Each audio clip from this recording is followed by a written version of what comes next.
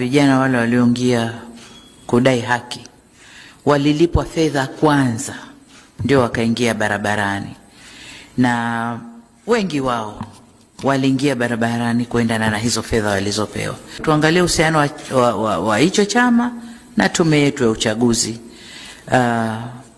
Uhusiano wao ulikuwaje katika kipindi hicho mpaka ikawapelekea waseme maneno yale. Lakini jingine tuangalie role bali ya vyama vya siasa vilivyoingia kwenye huo mgogoro, NGO zetu za ndani na za nje. Tunaambiwa kwamba vijana wale walioingia kudai haki walilipwa fedha kwanza ndio wakaingia barabarani, na wengi wao waliingia barabarani kuendana na hizo fedha walizopewa. Je, fedha zilitoka wapi? Zilitoka wapi? Kwa hiyo haya tukaangalie NGO za ndani na nje wamechangia nini kwenye mambo haya.